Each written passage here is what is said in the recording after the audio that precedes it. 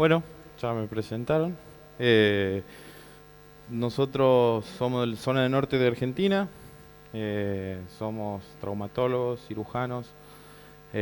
Hacemos clínica también, pero lo que más nos gusta es la parte de cirugía. ¿Sí?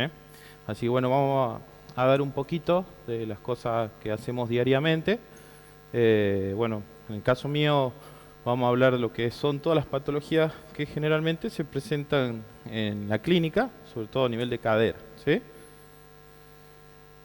Bueno, eh, ¿cómo pasó?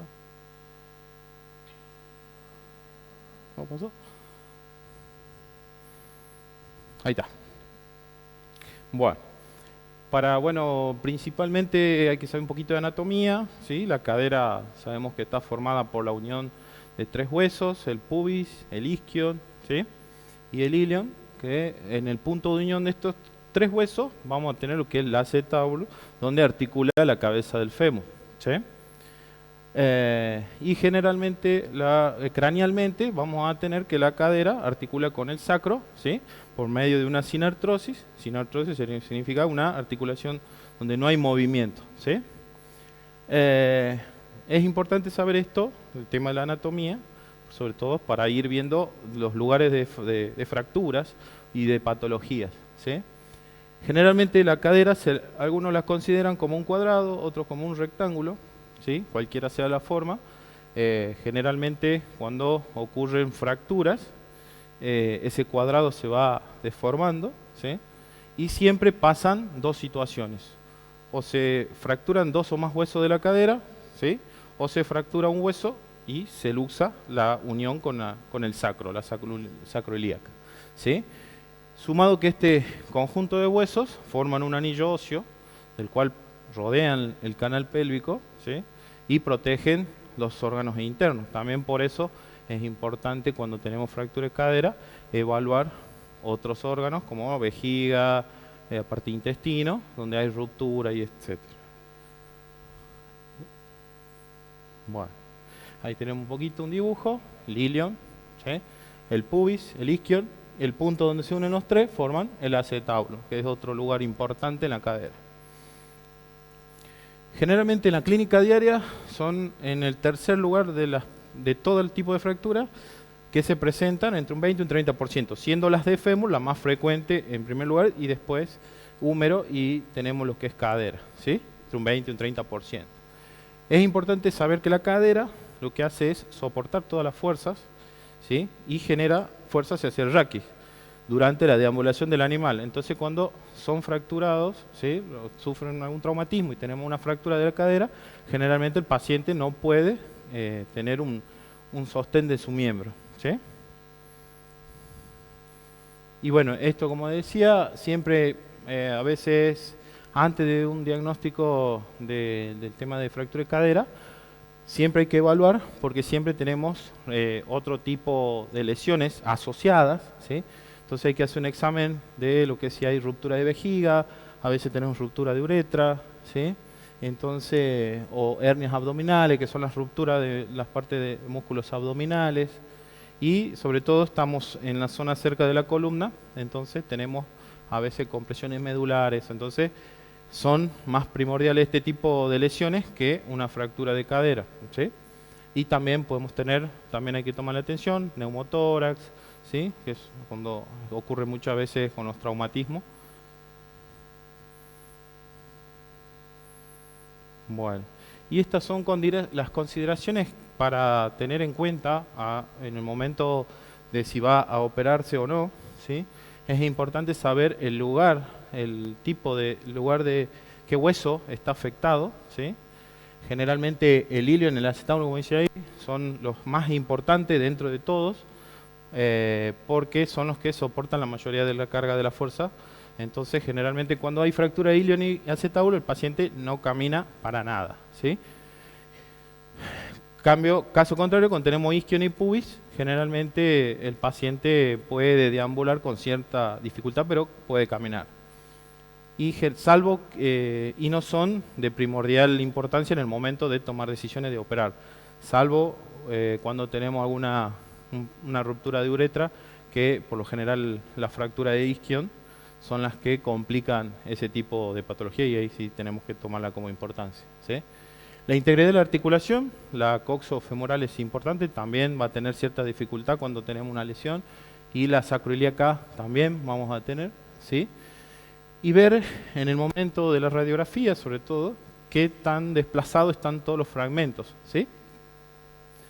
El tiempo transcurrido del accidente es importante porque lo que es la cadera está rodeada de grandes masas musculares, sobre todo los glúteos, los gemelos. Entonces, cuando pasa mucho tiempo transcurrido el accidente, esa masa muscular está muy contraída, ¿sí? Una contracción espástica, lo cual nos complica en el momento del tratamiento quirúrgico. Ya vamos a ver cómo podemos solucionar eso.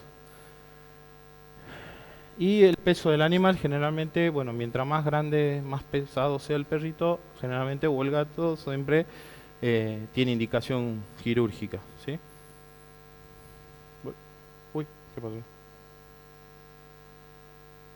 Bueno, y ahí tenemos un gráfico donde más o menos la zona roja sería donde sí o sí tenemos que realizar un tratamiento quirúrgico.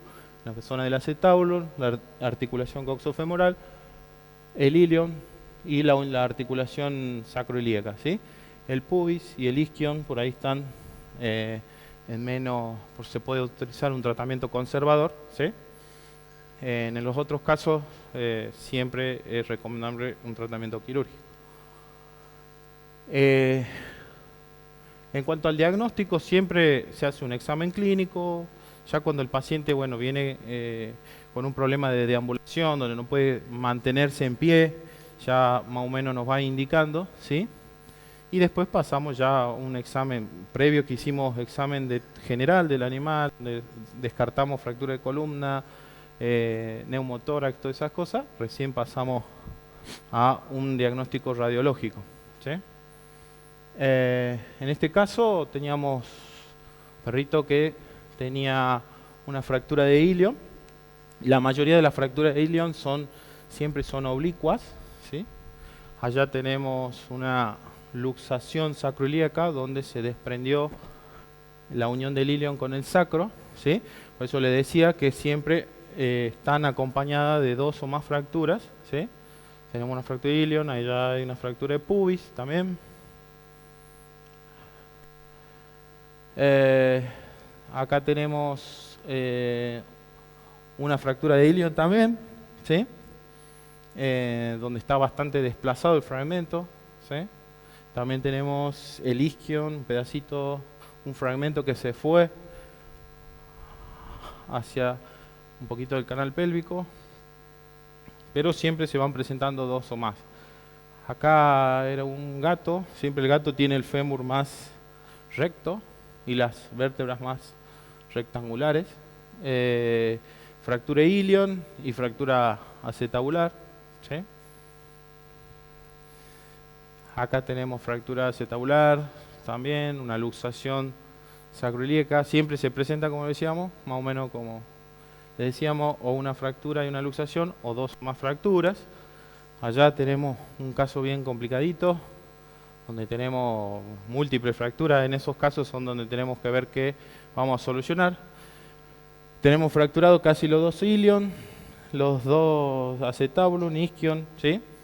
Generalmente, si solucionamos el ilion y el acetabulum, el paciente al otro día está caminando.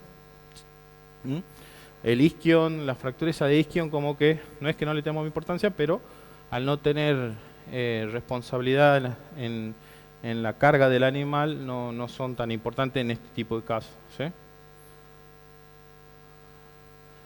Acá tenemos también acá tenemos otra fractura de ilio, ¿sí? Fractura de la sínfisis púbica. Y acá tenemos una complicadita también, esta tiene todo, tiene ilion, tiene una subluxación, apenita parcialmente la unión del sacro con el ilion, el acetabulum, lo que es la sínfisis púbica, también tenemos ahí una fractura. Acá también es importante solucionar esas dos. Generalmente al alinear aquellas dos, ya el pubis también vuelve a su lugar. Bueno, y acá tenemos una luxación sacroiliaca, que también ya vamos a hablar de esa. Ahí tenemos una fractura de pubis. Como verán, siempre van acompañadas. No es raro encontrar una sola. Otra de ilion, ¿sí? Y ahí también de la sínfisis y del pubis. Con esta ya habíamos pasado.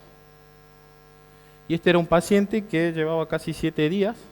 Así, ya lo vamos a ver en el video. Venía derivado de otra veterinaria. Primero mucho dolor, paciente que no los podía ni siquiera tocar la parte del pecho, que gritaba, no podía caminar, ¿sí? Por lo cual le habían indicado un reposo.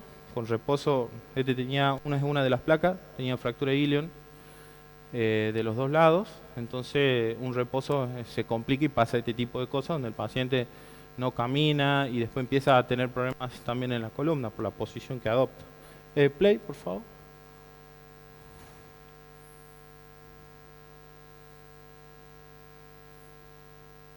Play. ¿Se fue? Ahí está.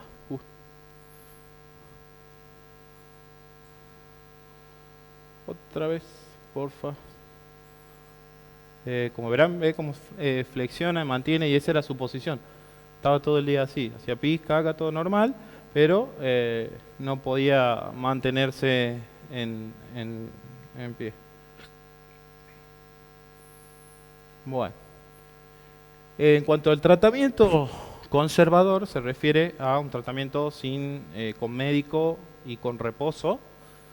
Se puede usar, bueno, en algunos casos los gatos, porque son complicados a veces cuando los sometemos a cirugía, y cuando hay mucho dolor y no hay mucho desplazamiento de los fragmentos. En esos casos podemos optar por un tratamiento conservador, como lo que veníamos hablando. A veces también se hace un tacto rectal para ahí se ve también el grado de desplazamiento de los fragmentos.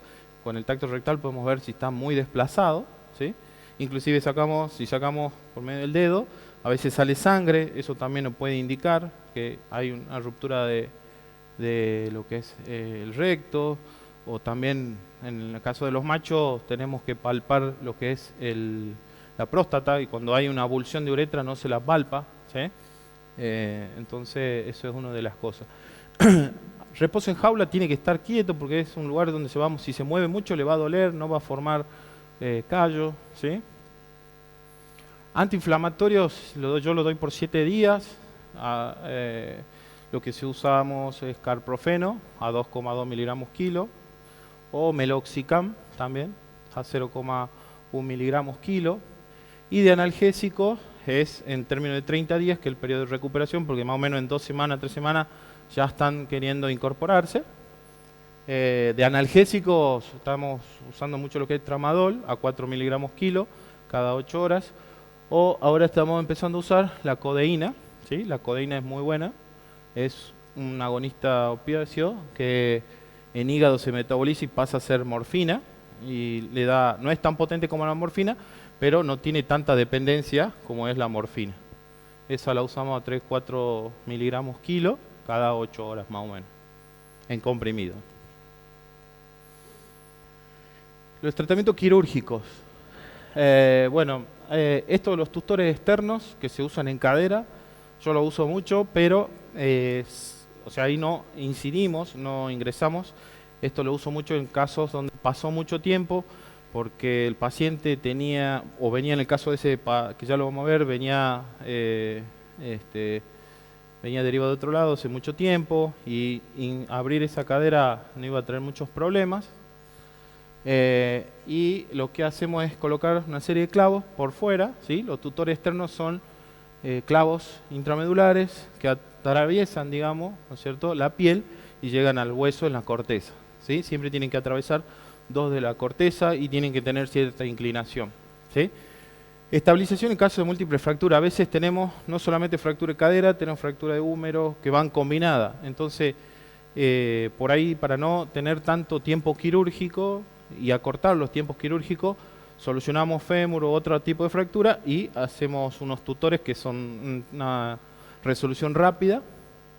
Y por ahí en pacientes que tienen edad avanzada no podemos tenerlos mucho tiempo anestesiados, el cual también nos sirve bastante.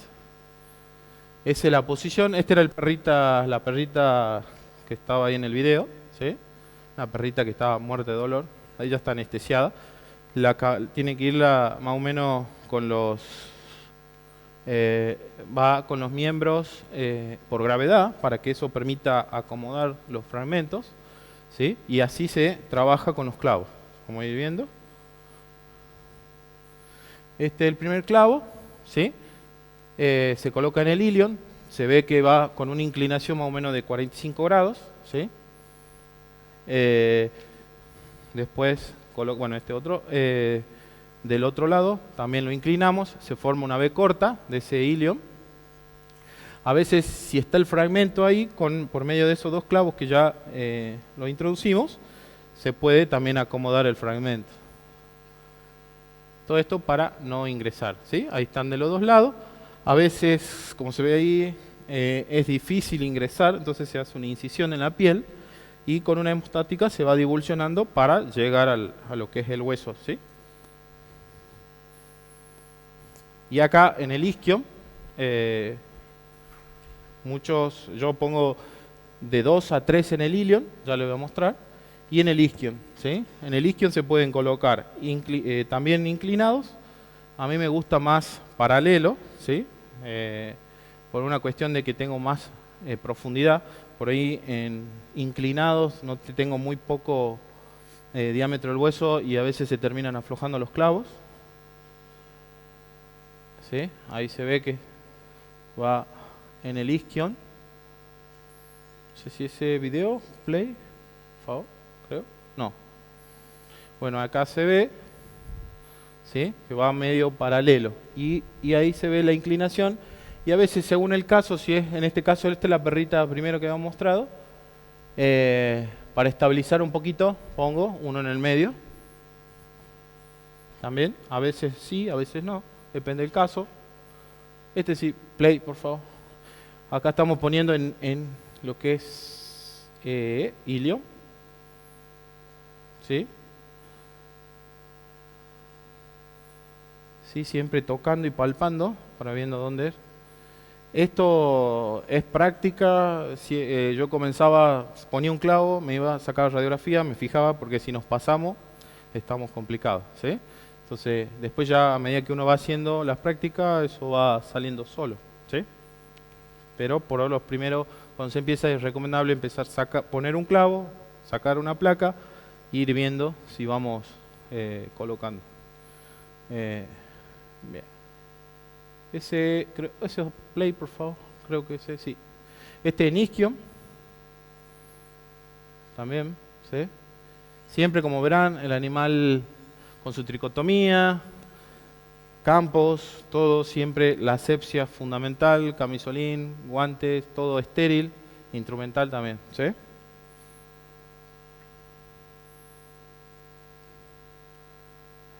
Este otro de isquion, este sí, play, por favor.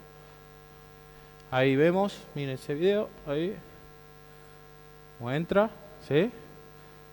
Y siempre, para ver si tiene una buena penetración, lo tratamos de mover. Si sale fácil, estamos complicados, cuando le vuelve a hacer.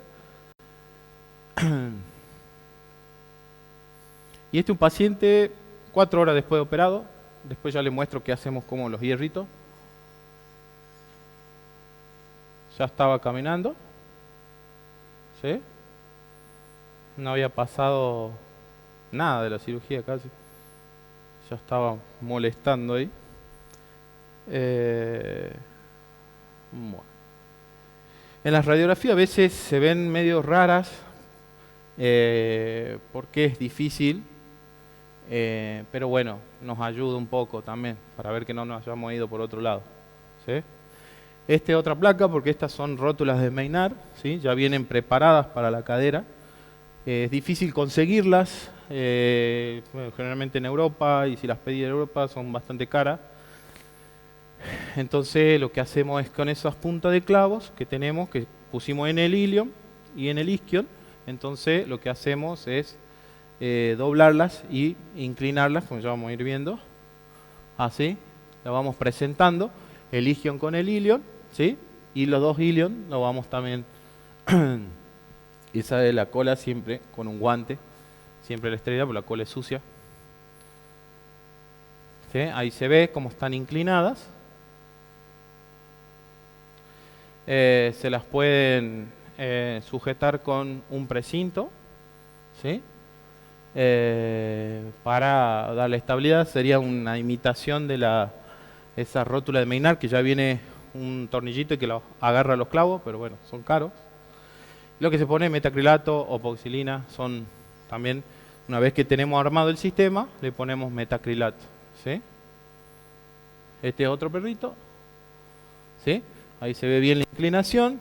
A veces otra alternativa es en los isquion, ¿sí? Dos cruzados para que nos ayude también a dar estabilidad. 2 horas de operado ya estaba caminando. Ahí se ve el metacrilato, rosado eso, ¿sí? Eso al dueño le encanta, porque viene el perro casi muerto y que verlo a pocas horas y estar caminando, un punto a favor. Entonces son técnicas que también te ayudan, poco invasivas, porque eso es lo que se está ahora en traumatología, están tratando de no invadir tanto.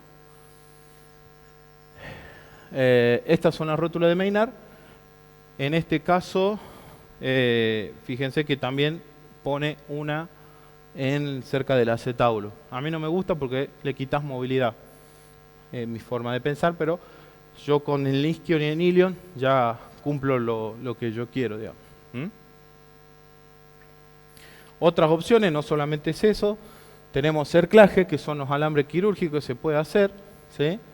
Se puede hacer en animales chiquititos, no vamos a hacer en un animal grande porque se nos rompe todo el aparataje. Se combina cerclajes y tornillos, placas y tornillos, tornillos solos y clavijas, ¿sí? Ahí vamos a ir viendo. Bueno, el abordaje, en este caso ya, para colocar esos implantes ya tenemos que pensar en un abordaje. En traumatología el abordaje es fundamental. Si hacemos mal un abordaje y incidimos donde queremos, el postoperatorio va a venir para atrás, ¿sí? Entonces es importante un buen abordaje. Si bien es un paciente fracturado, traumatizado, donde viene todo con hematoma y todas esas cosas, entonces hay que tratar de invadir lo mínimo posible. Y tenemos lugares para ingresar. El abordaje en cadera para el ilion, ese es el hueso del ilion, se toma como referencia lo que es la cresta ilíaca, que es la puntita de ella del fondo, y el trocánter del fémur. De ahí hacemos una incisión, viene piel, subcutáneo, y nos encontramos con el glúteo medio. Ese músculo es el que hay que separarlo con una tijerita, con paciencia, de su inserción en la cresta ilíaca y en su unión con al lado tenemos el músculo tensor de la fascia lata, lo vamos divulsionando y separando y ya tenemos el ilion. Si hacemos como queremos, abajo tenemos el nervio ciático, después el perro lo operaste y al otro día no camina, ¿sí? Entonces son esas cosas que hay que tener en cuenta. La anatomía acá, en traumatología o en cirugía también, es fundamental. Bueno, acá tenemos diversos los tornillos. Los tornillos siempre sirven así, este tipo de sistema, cuando son oblicuas largas, ¿sí? A veces tenemos fractura de ilion, como habíamos visto en unas placas, son muy cortitas y los tornillos no nos sirven. Entonces tenemos que usar otro sistema. Se puede combinar clavijas, que son clavos, ¿sí? Vamos a colocar ahí, y un cerclaje, que es el alambre. Allá también hay cerclaje, que es el alambre, así se lo coloca. Se lo puede colocar en 8 o se puede hacer 2 orificios en los bordes de la fractura, ¿sí? Y el que me gusta a mí es este, que es tornillo y cerclaje. Se ponen tornillos en las puntas de los cabos de las fracturas, ¿sí? Se puede poner 3 o 5 o 4 y con un cerclaje lo vamos rodeando o hacemos un 8 también, ¿sí?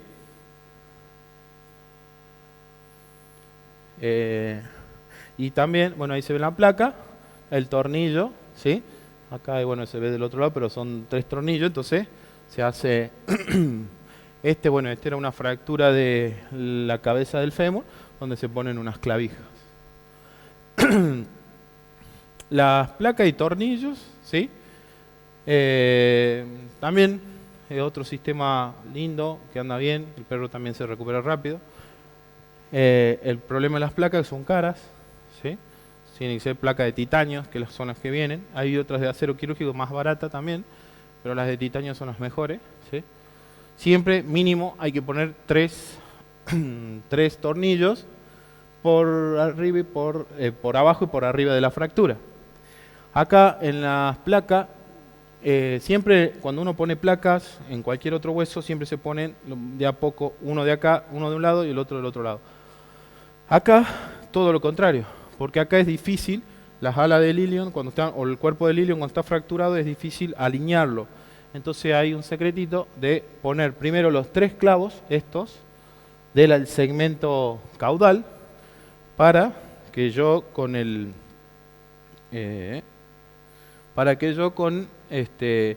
un force, que es una pincita, agarre el trocánter, ¿sí? Agarro del trocánter y con la misma, y voy tironeando y me va ayudando a que la fractura caiga sobre el otro fragmento y podamos colocar los otros tornillos, ¿sí?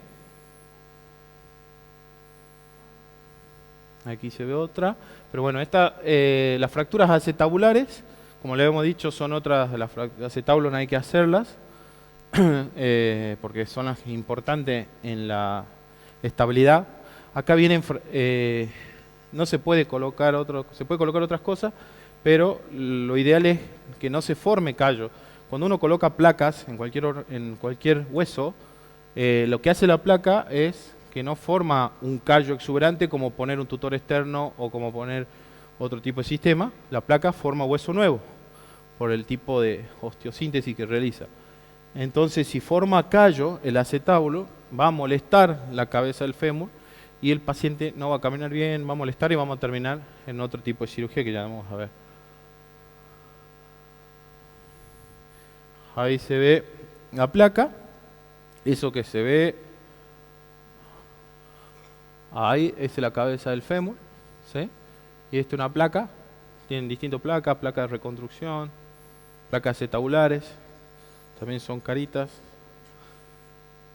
Y a veces cuando tenemos muchas fracturas, múltiples fracturas del acetábulo, se puede usar tornillos, ¿sí? Se hacen unos tornillitos que estabilizan el acetábulo y se puede poner por arriba de eso con un alambre, también en 8, y se pone para que eso estabilice más la fractura. Se usa mucho en fracturas donde son varios pedacitos que se llaman comminutas, ¿sí? Ponemos tornillos, el cerclaje y por arriba se pone metacrilato. Es un metacrilato estéril que ya viene, es como un cemento óseo que ayuda a que esté más estable y más firme la fractura. Bueno, la luxación coxofemoral es otra patología también frecuente. Acá en este caso es importante también el tema de conocer la anatomía, los elementos que mantienen la integridad de la articulación coxofemoral son el ligamento redondo, es el ligamento que mantiene unido la cabeza del fémur con el acetábulo, la cápsula articular, sería la que une, ¿no es cierto?, la cabeza del fémur con el acetábulo, y la conformación esférica son las estructuras que mantienen la integridad, ¿sí?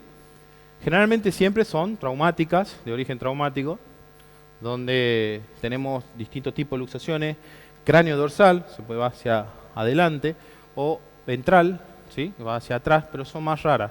Es más frecuente la cráneo dorsal, porque siempre, cuando son por automóviles, siempre es golpeado, digamos, por la zona lateral, y eso hace que el miembro se abduzca y salga la cabeza del fémur. Y se tengamos ruptura del ligamento redondo.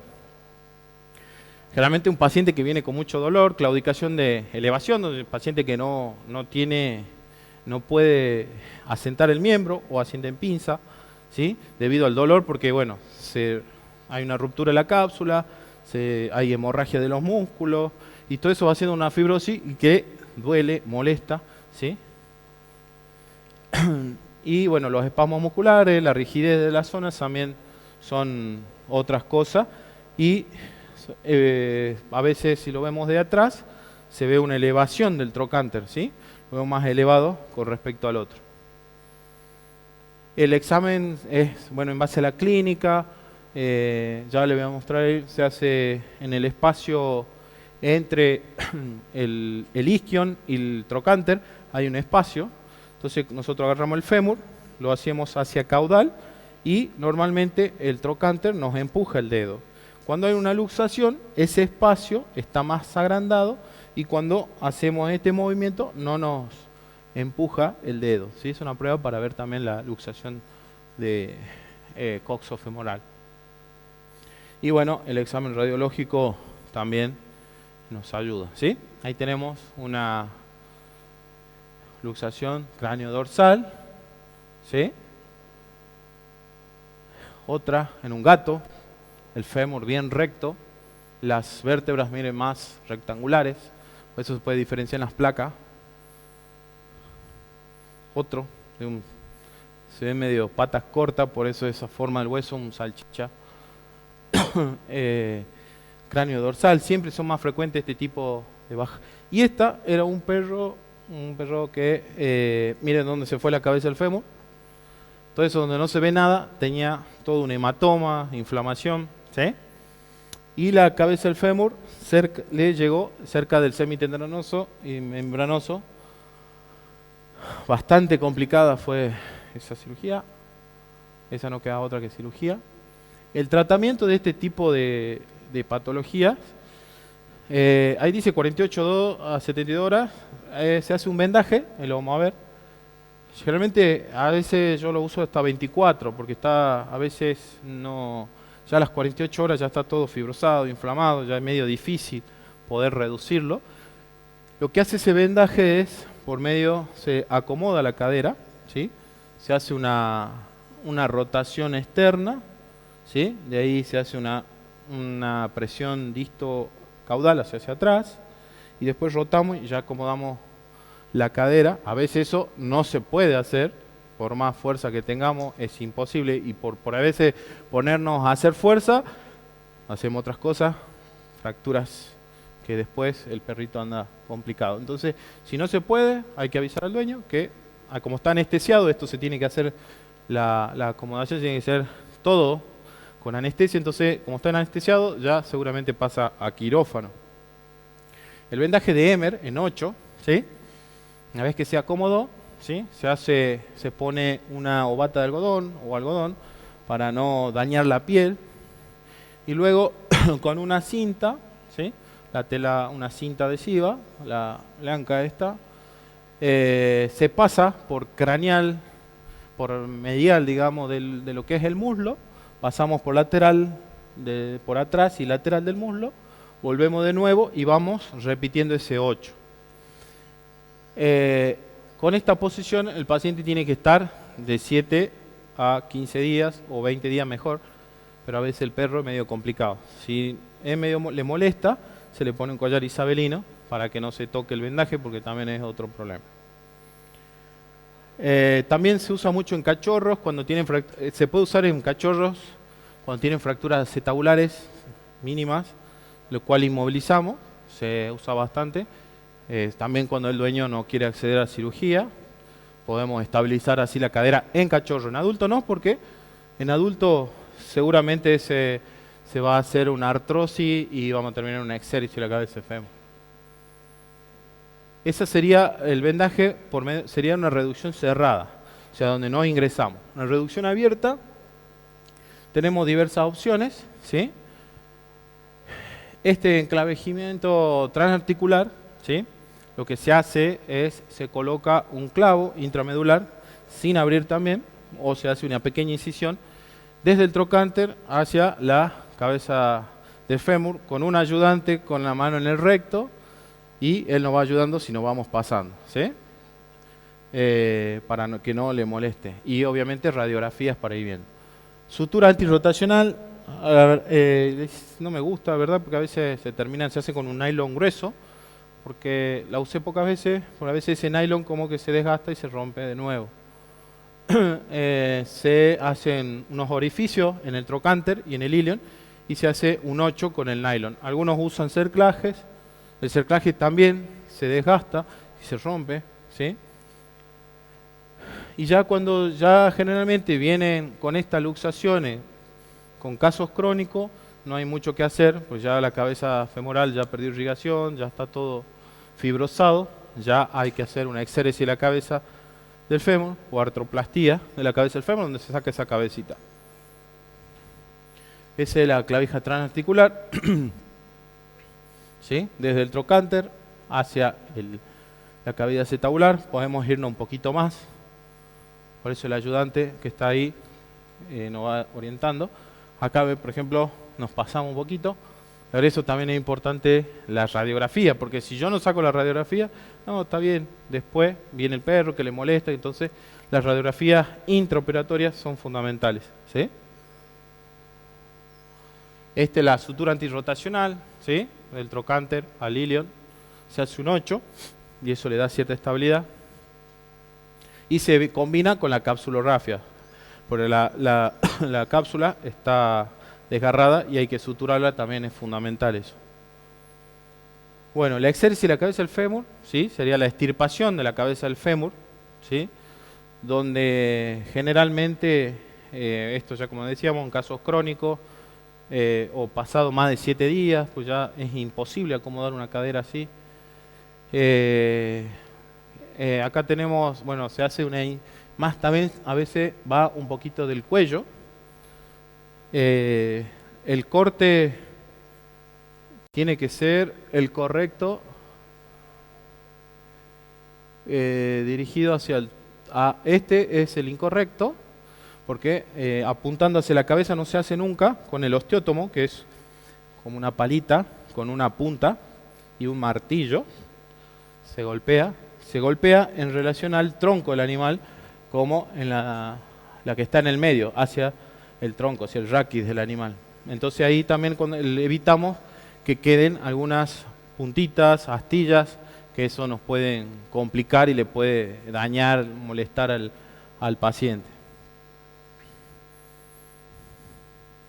Acá este era un gato crónico, que también vive en una de las placas, un gato que venía ya de varias veterinarias y no caminaba, lo revisamos y después sacamos la placa y ya se veía bien en la placa.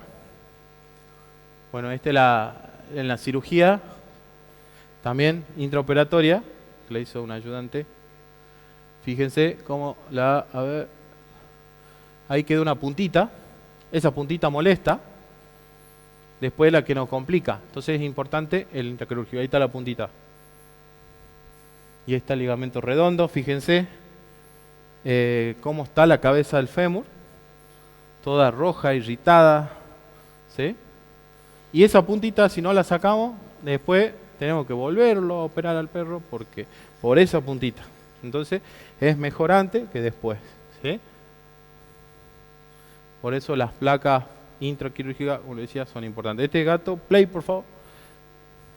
Horas de la cirugía, no asentaba para nada la patita. Horas de la cirugía, ya como si nada. Y como verán ahí hay un abordaje, ya vamos a ver el abordaje. Él tiene un abordaje distinto, ahora yo hago otro. Ahí se cayó, pero ya sentaba. Obviamente que tiene que estar en reposo, ¿sí? No un paciente que ya puede saltar.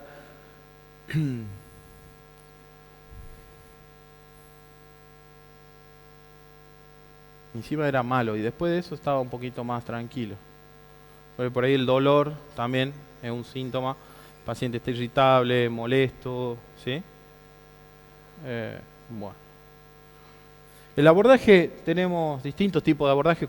El abordaje nos referimos como ingresar al lugar para trabajar.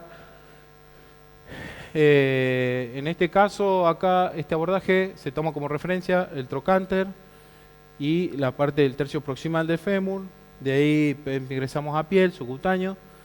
Tenemos la fascia lata, que es una telita que va a cubrir al músculo. Se incide tomando como referencia el borde craneal del bíceps femoral, que sería por esta zona, ¿sí? El bíceps femoral.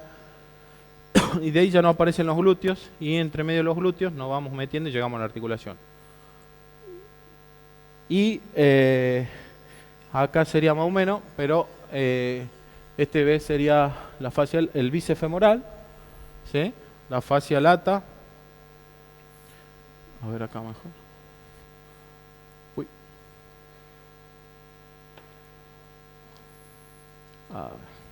Yo lo que hago, en vez de hacer este abordaje, por este es el trocánter, ingreso este glúteo medio, ¿sí? Está adelante porque se inserta en el trocánter del fémur. Yo lo que hago es divulsionar por esta zona, ¿sí? Hago una incisión en semiluna, ¿sí?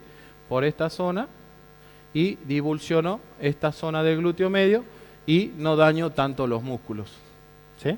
Ese otro abordaje craneal, y el otro es cráneo lateral, donde ingresamos por la tensor de la fascia lata y esas cosas. Bueno, la displasia de cadera es otra patología común. Es una afección biomecánica hereditaria, ¿sí? Que se caracteriza generalmente porque hay un crecimiento anormal de la cadera debido a que hay un desarrollo anormal de los músculos y del hueso. ¿Qué significa eso? Que no hay un asincronismo, hay un desequilibrio entre el crecimiento del músculo, de los músculos de la grupa, los músculos del muslo, con respecto al hueso. Entonces van en forma despareja y eso somete un estrés a la articulación, y de ahí tenemos la incongruencia, una inestabilidad y posiblemente después una artrosis, ¿sí? Una degeneración articular secuelar. Ahí se ve una cadera normal, ya una displásica, donde ya hay cierta normalidad del crecimiento, y ya una cadera artrósica. Bueno, es una enfermedad que tiene alta heredabilidad. Ya a los 6 meses ya empiezan a presentarse. Ahí es donde, o cuando vienen para vacuna, es donde nosotros ya tenemos que ir avisándole al dueño que ese perrito va a tener problemas. Muchas veces ocurre en razas grandes, siempre puede ocurrir en razas chiquitas, pero es más común en razas grandes, porque tienen una velocidad de crecimiento excesiva, y mucha gente, porque piensa que tiene perro grande, le dan un montón de alimento, ¿sí? Y ese exceso de proteína que uno le da provoca el cierre de los núcleos de crecimiento, y eso también predispone, ¿sí? Y después, porque tienen perro grande, lo someten a ejercicios intensos, y esos ejercicios también daña el cartílago de crecimiento, ¿sí? Entonces hay que tener cuidado. Los grados de displasia tenemos 4. El grado 1 es un grado donde tenemos un 25% de subluxación parcial, ¿sí? Y después un grado 2 ya tenemos un 50%, el grado 3 un 75%, y el grado 3 ya totalmente luxada, donde ya estamos complicados. Acá el tratamiento, el diagnóstico, perdón, se hace en base al clínico. La anamnesis, las preguntas al dueño, la reseña, ahí vemos por el paciente, la edad, la raza, ¿sí? También es fundamental saber el origen de los padres, ¿sí? Si la madre y el padre tuvieron displasia, seguramente ese, como le dijimos, es altamente heredable, también nos ayuda. Por medio de estas pruebas de Barden y de Ortolani, que ya vamos a ver unos videos seguramente, son unas pruebas que nos ayudan al diagnóstico de esta patología también, ¿sí? Y el radiológico, que tenemos unas posiciones especiales, porque no podemos hacer cualquier tipo de radiografía, que la displasia 1 y la displasia 2 ya la vamos viendo. Y generalmente los síntomas, en los pacientes, tenemos pacientes menores de 1 año y mayores de 1 año. En los mayores de 1 año, por lo general, ya son signos de artrosis, porque ya pasó, vienen cuando tienen 7, 8 años el perro, ya tiene una artrosis, ya hay atrofia muscular, se ve fácil esa atrofia, disminución del tamaño de los músculos, por detrás se ve y los trocánteres elevados, ¿sí? Tienen dolor, caminatas cortas, ¿sí? Le cuesta levantarse del suelo, y en los cachorros ya empezamos a ver también claudicaciones, que es producto de una sinovitis, donde se distiende la cápsula, ¿sí? Son cachorros que cuando son chiquititos siempre están jugando, todo, y lo ven mirar sus hermanos están jugando, y él está echado, lo ve que no se para, que no puede mantenerse, le cuesta, corre y le quiere correr o trotar y no puede, ¿sí? O trota y hace como un salto en conejo, que se llama, porque tira los miembros hacia atrás tratando de acomodar, ¿sí? Y usando la columna porque le duele, ¿sí? Porque no puede articular la cabeza del fémur, le molesta. Son pacientes también que cuando se echan no pueden tener la rodilla flexionada, le duele mucho a la extensión también, ¿sí? Pero el característico en el cachorro es ese trote en conejo.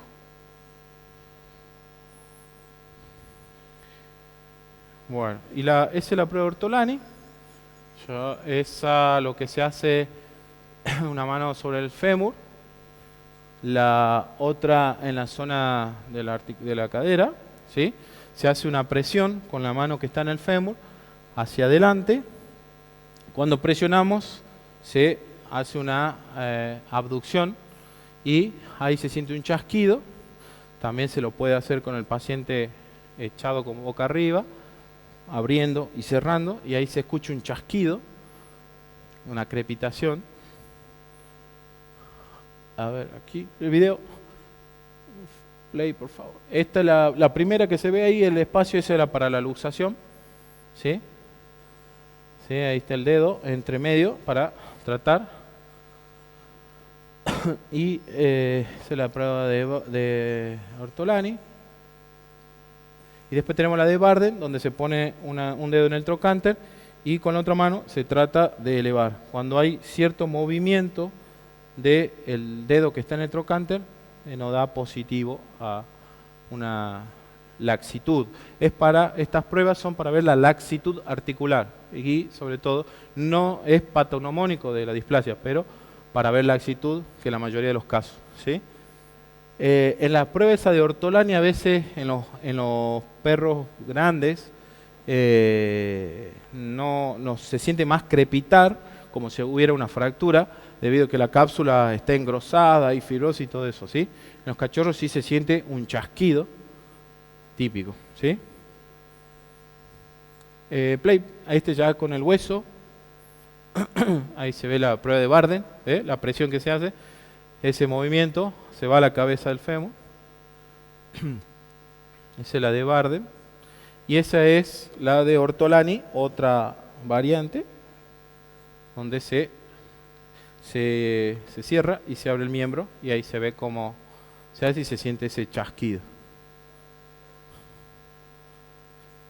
Y en el diagnóstico radiológico, ¿qué tenemos que ver? La coaptación articular se refiere a que la cabeza del fémur tiene que estar casi en más de un 50% dentro de la cavidad acetabular. A veces en los pacientes estos displásicos no está en un 50%, está menos. Yo seguramente voy a ver una radiografía. Cambio morfológico, vamos a ver que cambia la forma de la cabeza, las epífisis están aplanadas, ¿sí? Y cambio degenerativo, vamos a ver osteofitos, que son cartílagos que se van desprendiendo y se van osificando y que se ven en la radiografía. La esclerosis subcondral, que ya también vamos a ver en una foto, que es por la presión que ejerce la cabeza del fémur, irrita el borde del acetábulo, se hipertrofia todas las trabéculas del hueso y se marca en la radiografía. Este otro método de diagnóstico en la radiografía, que es el ángulo de Norberg, que se traza una línea de ambas cabezas del fémur y se toma el borde craneal dorsal de la cabeza del fémur y ahí se forma un ángulo. Lo normal tiene que ser de 105 o más grados. Si nos da menos, como en el caso de aquel, fíjense que también está la cabeza del fémur, no está casi en más de un 50% dentro de la cavidad acetabular, y con el ángulo de Norberg nos da un 90 grados, 105 la otra, que está bien, ¿sí? La posición de displasia es fundamental para diagnosticar, porque si hacemos cualquier posición nos puede dar falso negativo. Es lo que se hace la de displasia 1, miembros extendidos, ¿sí? Y rotación interna de las rodillas, y sale bien paralelo a los fémur, paralelo a las alas del ilion, y la cabeza del fémur bien exigida en estrés para poder ver si está luxada o sea fuera de su lugar. ¿Sí? Como se ve ahí, bien extendido. Bueno, es un hueso, pero más o menos la idea. Así se vería en una placa. Las rótulas, fíjense, las patelas, rótulas, bien en el medio. Los fémur paralelos, las alas del ilion también, ¿sí? El agujero obturador también, el del medio bien formado, porque a veces si sacamos medio o menos la placa, sale deformado y nos puede confundir, como les decía. Y esta es la displasia 2, que también la nombran, pero también sirve, o posición de rana se llama, ¿sí? Donde los miembros en semiflexión, ¿sí? Pero esta posición es más para, se puede ver algo de displasia, pero es más cuando hay fractura en los cachorros de la cabeza del fémur, ¿sí? Esa, ahí está en la placa, la posición en rana. Y después, otra cosa, la línea de Morgan. La línea de Morgan es esa línea pequeña que a veces nos ayuda mucho también en el diagnóstico de displasia. Ahí se inserta la cápsula articular. Cuando hay displasia de cadera, esa línea está retraída, o sea, está más hacia el cuello del fémur, se va como desplazando y nos va indicando que hay ya también un signo de displasia. ¿Sí? Acá vemos las epífisis aplanadas. Miren esta, donde ya no tiene, como si estaría la punta, allá está casi deformada, ¿sí? Y solamente la punta de las epífisis bien aplanada como punta. Y acá se ve, acá eso remarcado, ahí son las esclerosis subcondral, y ahí se ven los teofitos, ¿sí? Son pedazos de cartílago que se van desprendiendo y el organismo lo va osificando. ¿Sí? Acá tenemos un diagrama, más o menos. Y un paciente, que era labrador, donde ya, mira, no tiene nada de espacio articular, cavidad acetabular totalmente luxada las dos caderas, ya complicado.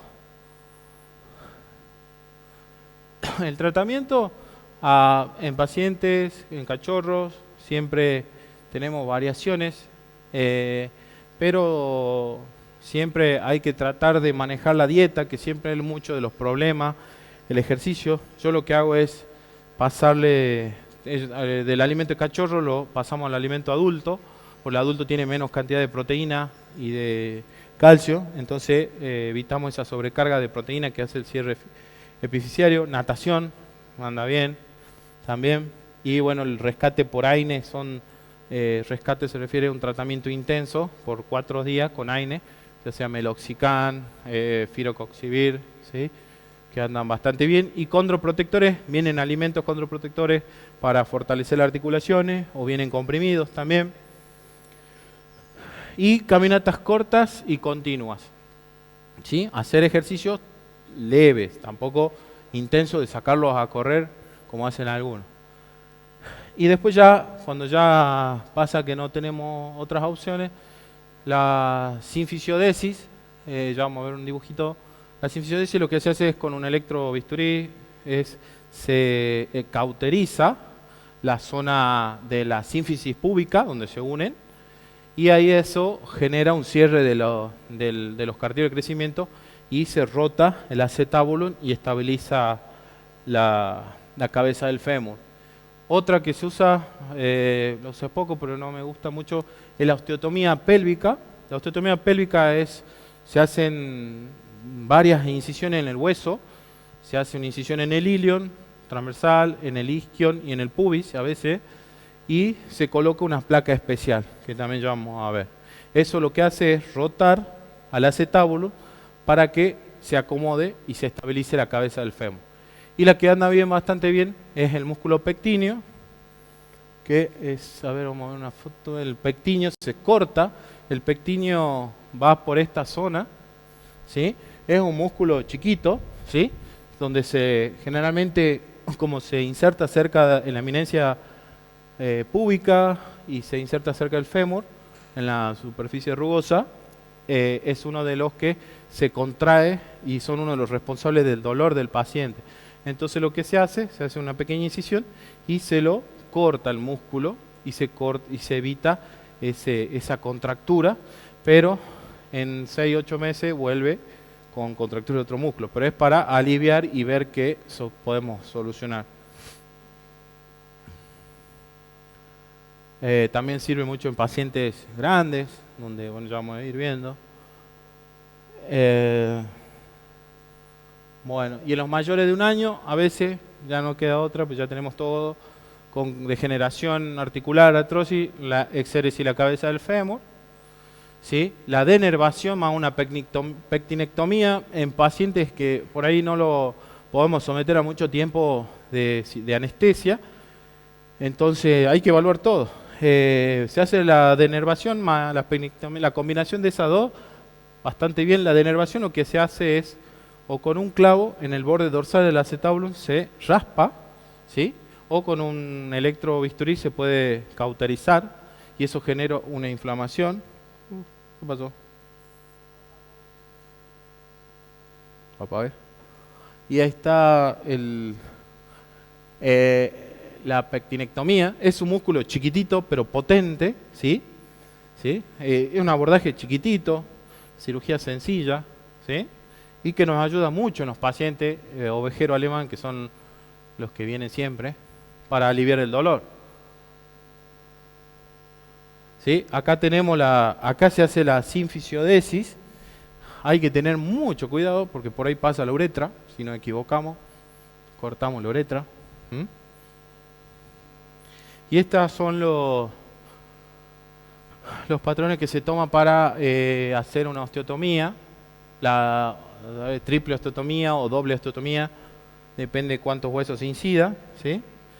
Acá se toma un ángulo, a veces cortamos con la sierra, pero a veces es mejor con el osteótomo, porque a veces con la sierra, como que una sierra oscilante se llama, que corta, es más cómoda, pero a veces abajo del ilion pasa el nervio ciático, entonces también hay que tener en cuenta, ser cuidadoso, o con un osteótomo, o la marcamos con la sierra, y con el osteótomo, que el osteótomo es esa palita que le decía, con una punta y con un martillo vamos cortando y se corta más tranquilo y se pone una placa. Ahora vamos a ver una placa distinta, ¿sí? Esa forma de la placa permite que se rote la cadera, ¿sí? Ahí se ve la placa, pero a veces no anda muy bien también, así que en algunos perros anda y en otros no, pero ahí mejor el manejo de la dieta. Son cachorros para someterlo a cirugías grandes, entonces a veces el manejo de la dieta, el control del paciente, la pectinectomía, podemos ir controlando esta enfermedad que es muy común, ¿sí? La luxación sacroilíaca es otra de las patologías también que se presenta, como lo habíamos visto ya en varias placas, es donde se desplaza, ¿no es cierto?, el sacro. Se desplaza, el ilio cráneo dorsal con respecto al sacro, ¿sí? Siempre se acompaña de una fractura, ya sea de isquion o de pubis o de sínfisis púbica, ¿sí? Y el problema de esta patología es que tenemos siempre problemas neurológicos, tenemos anormalidades neurológicas reflejas, ¿sí? Porque afecta el tronco nervioso. Y generalmente se puede hacer un tratamiento conservador de reposo cuando es mínimo la luxación, pero a veces el dolor y la inestabilidad del paciente son factores que nos indican que tiene que ir a cirugía, ¿sí? Y bueno, y al reducir eso también estabilizamos el tronco nervioso porque hay nervios y todo eso, y el paciente tiene como una parálisis más o menos, y que también no es bueno que esté así, entonces y sumado al dolor. Ahí se ve arriba, ¿sí? Totalmente desprendida, ¿sí? Acá también, otra más, acompañada siempre de una fractura. Arriba, acá también, ¿sí? Ahí tenemos una luxación, ¿sí? Esta parece, la que está ahí parece una fractura y es que está el colon lleno de materia fecal. Eso también a veces hay que mirar muy bien porque parece una fractura, ¿sí? Obviamente a veces es necesario que estén en ayuno para la radiografía para evitar este tipo de problemas, ¿ves? Se ve el colon lleno, pero a veces son pacientes que necesitan sí o sí una radiografía. Y el tratamiento quirúrgico se usa mucho los que son tornillos, clavijas, combinación de ambos y clavos transilíacos. Los tornillos, siempre ahí se ve que hay una colocación de un tornillo. Siempre es mejor 2 tornillos o uno más grande, ¿sí? Pero siempre se recomienda la colocación de 2 tornillos, ¿sí? Le da más estabilidad, ¿sí?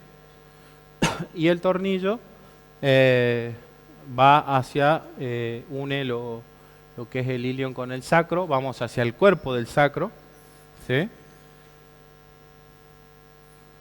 Acá tenemos otro también.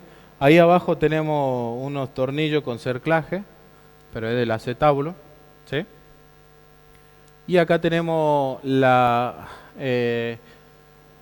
clavijas transilíacas, que va de punta a punta. Andan bien, bastante, cirugía rápida. Por ahí cuando tenemos otra combinación clavija y tornillo. Bueno, la necrosis aséptica de la cabeza del fémur es una enfermedad deformante de la epífisis proximal de la cabeza del fémur, donde generalmente lo que se produce es una compresión vascular y eso genera una isquemia y después una necrosis, y eso generalmente es un colapso del hueso, y lo que hace el organismo trata de remodelar y deforma la cabeza del fémur y lo que vemos en la placa. Se dan en pacientes de 3 a 4 meses, razas chicas, sería como la displasia de los perros grandes, ¿sí? Ahí se ve la irrigación. La etiología no se sabe qué es, pero es idiopática. Hay diversas causas que las plantean, pero se plantea la más acertada, es traumática por una compresión vascular, isquemia, necrosis y deformación. Ahí vemos bien la irrigación, la circunfleja y todas las arterias. Se pierde esa vascularidad y tenemos esa deformación que se ve en la cabeza, siempre en razas chiquititas de 3 a 4 meses. Esta está súper deformada, ¿sí? Donde hay poco espacio en la cavidad acetabular, la cabeza más agrandada, ¿sí? Y un paciente que claudica, que tiene una claudicación de elevación, o sea que tiene el miembro levantado, atrofia muscular y mucho dolor a los movimientos articulares. Y el tratamiento es la exéresis. No hay otro tratamiento. Se saca la cabeza del fémur. Y esta, cachorro que nació así, sin cabeza del fémur, es una hipoplasia epifisiaria, es rara, pero se da, que nació sin cabeza del fémur. Bueno, listo. Espero que les haya gustado. Gracias.